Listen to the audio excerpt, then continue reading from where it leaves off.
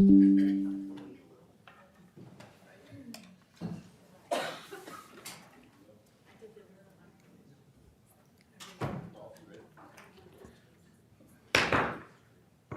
morning. We can call the meeting to order. We'll begin by reciting the pledge. Please join me.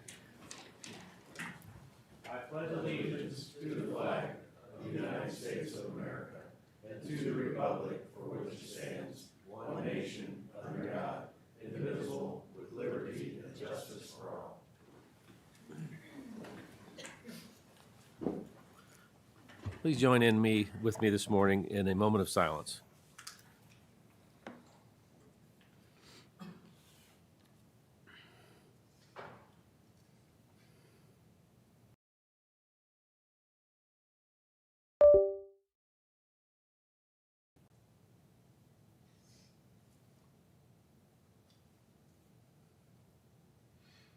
Thank you.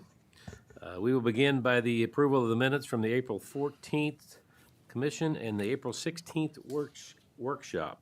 I make a motion, we approve the minutes for April 14, 2026 and April 16, 2026. I'll second that. All in favor? Aye. Aye. Opposed, same sign. Motion carries. We approve the minutes from the 14th and the 16th workshop.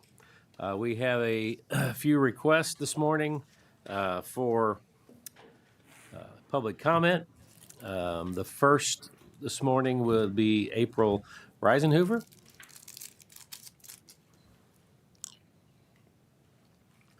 Thank you. I'm going to pass out. My husband couldn't be here today, but he wrote out what he was going to say, so I'm going to pass that to you first.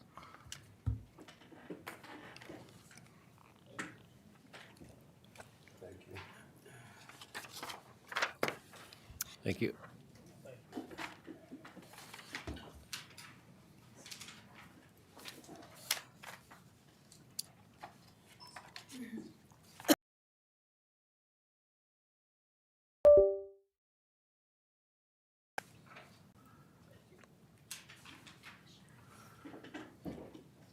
Thank you.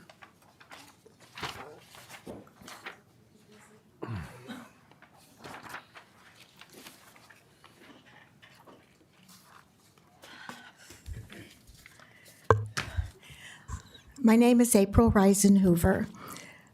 When out-of-state developers propose paving over massive tracts of local land for hyperscale AI centers, we are always sold the same promise.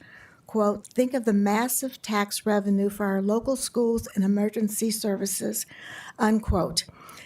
As Commissioner Schatz said to Mr. Elliott, we would be getting $50 to $250 million from tax revenue for these places.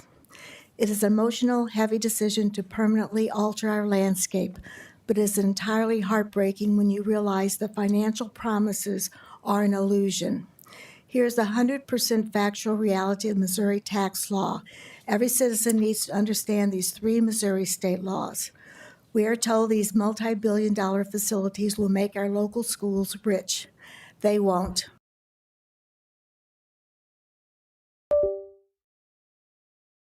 If a massive data center causes local property tax revenues to skyrocket, the school's district local effort increases. By law, the state of Missouri then decreases the amount of state aid it sends to our local schools. That is why we are 49th in state funding for education. Think of the casinos. The state effectively closes its checkbook. Our local schools see little to zero net gain. The second one is Chapter 100 tax abatements. Data center developers almost never pay standard property taxes. The reality is that under this law, the city or county temporarily takes ownership of the data center facility, making it completely exempt from standard property taxes. The corporation then negotiates to pay a pilot, payment in lieu of taxes, which is often a fraction of what a normal business or homeowner would pay on that land. The third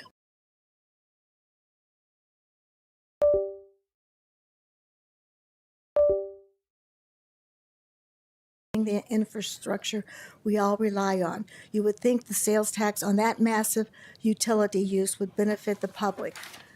The reality is that Missouri's law specifically offers a data center sales tax exemption. Qualifying hyperscale facilities can be exempted from paying state and local sales taxes on their equipment, machinery, and utilities for up to 15 years. The bottom line is they get our land, they get our water, they strain our electrical grid, and due to the way Missouri laws are written, the massive financial debts and corporate tax exemptions. Don't take this at face value. Look up the statutes, read the county development studies, protect the future of Franklin County. And I have all of the statutes that you can look up and review these. Thank you. Thank you. Thank you for your comments. You were just a little over your time, but I seen you were coming to an end, so I allowed you to finish there. Next is Amanda Lane.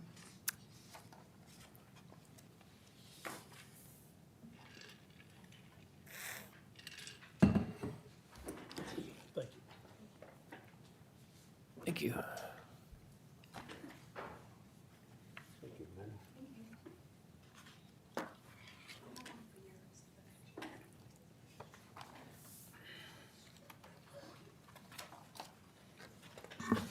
Good morning. My name is Amanda Lane.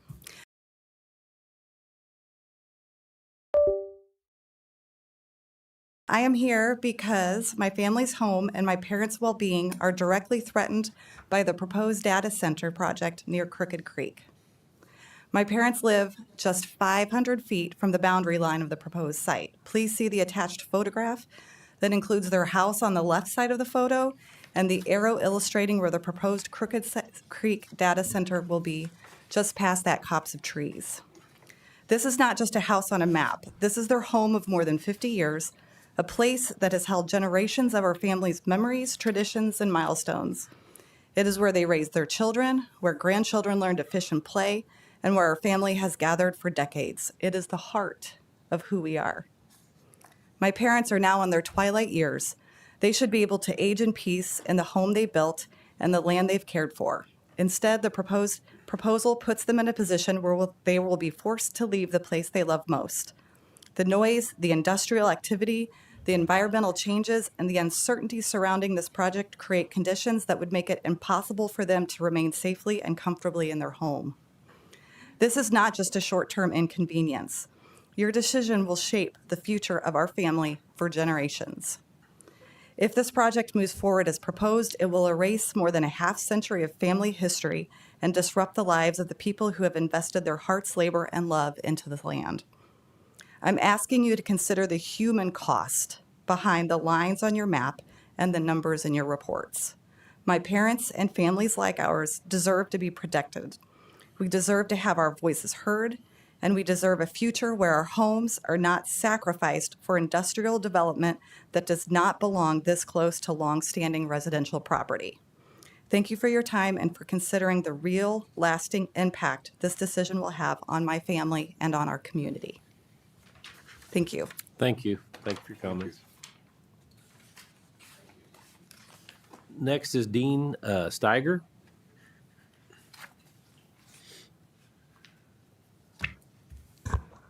The reason I'm here today is there are options.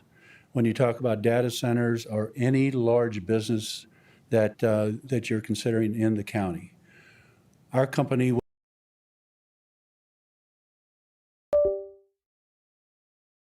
using no water for cooling. We provide solutions that are quiet, but most importantly, we provide solutions that are renewable. We take plant products, and from that, we reform the chemical structure of like ethanol to produce electricity, to produce, grow food. One of my things I want to do today is visit people involved with Shaw Nature Reserve, because that's what we're doing in all parts of the world. We're preserving some. The gentleman that designed the system that we recommend also designed a system used in NASA in outer space to grow food. So it can be grown anywhere. But what I'm wanting to do is make sure that you are aware there are solutions. the concerns they have, I grew up on a farm, on a well. I fished. I did all that. We did not use chemicals farming. We did it the old-fashioned way, much like the Amish and stuff do now. It's not practical, so to speak, they say now. But there are solutions available, such as new technologies in battery technology for storage of energy. The other thing is data centers use a ton, and large industries use ton of power, whether it be hospitals or whatever. Most of them are backed up by diesel. We have the technology to use plant oils, which is what Rudolph Diesel originally designed, was peanut oil. But our technology, we're able to take, and that's why we're using it up in Canada and near the Arctic. We can go to a negative 40 degrees, which was unheard of when I was growing up on a farm. And the fact that it's cleaner and has better lubricity for the engines. The reason I'm here is simply make you aware there are some options, and if things are developed, and if you state no water be used, it needs to be quiet, power on site, backup power needs to be used with renewable oils such as soybean, peanut, etc., canola. They will do it because they want to build the systems. But it needs to be built in an area I feel that is supported by the community. Thank you. Thank you. Thank you for your comments. Appreciate it. Next, Jeff Hayden.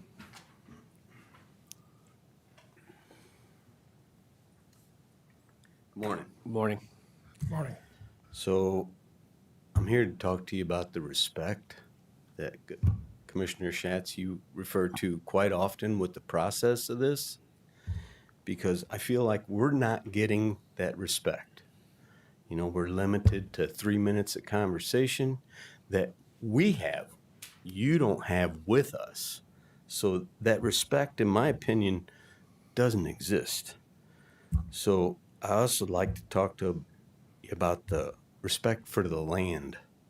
I mean, these people have been there for 50 years. I've been there for 26. You know, I recently retired from union carpenter. Okay, so I got 36 years in construction. I know a little bit about what's going on here, but I have a lot of respect for the land, the animals that live on that land.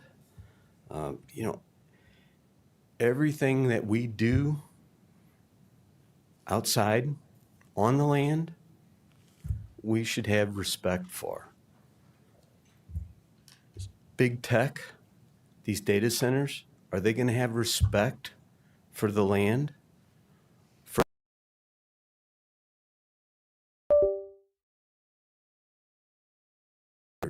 Thing of respect. So the air quality, the diesel generators, you know, where's the respect for our conditions? So we're all supposed to be stewards of the land because that's where we live. We don't own it. We're here for a short period of time. So we should respect it and have it work for us, not just destroy it. So the master plan has respect for the land, respect for us as individuals.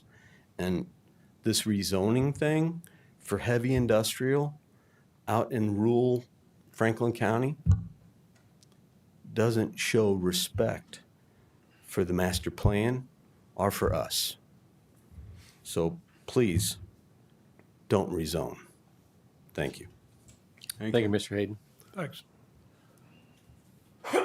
That ends the request for public comment. At this time, we have a number of action items before the commission this morning. The first being Commission Order 2026-106, accepting a petition for vacation of a street for Joshua J. Williams. I'll make a motion. We approve that. A second? All in favor?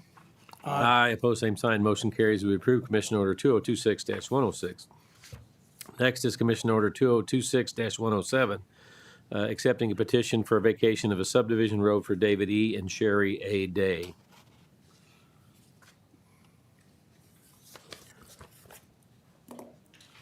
I'll make a motion, we approve that one also. I second. All in favor? Aye. Opposed, same sign. Motion carries. You've approved 2026-107. Next is Commission Order 2026-108, the imposition of a 0.25% use tax for the purpose of providing funding for the operation of 911 systems and the dispatching center. Make a motion, we approve Commission Order 2026, TAC 108. I'll second that. All in favor? Aye. Opposed, same sign. Motion carries. You've approved Commission Order 2026-108. Next is 2026-109, the execution for the purchase of web services from Civic Plus for the Franklin County IT Department. Make a motion, we approve Commission Order 2026, TAC 109. I'll second. All in favor? Aye. Opposed, same sign. Motion carries. You've approved Commission Order 2026-109. Finally, Commission Order 2026-110 is the consent agenda and all the items listed thereon. Let me look at the number of items. We have the Recorder of Deeds fees and also the personal property tax book charges for February. Make a motion, we approve Commission Order 2026, TAC 110. I'll second that. All in favor? Aye. Opposed, same sign. Motion carries. You've approved Commission Order 2026-110. Do we have any elected official or departmental reports from the audience, from the back row, anywhere?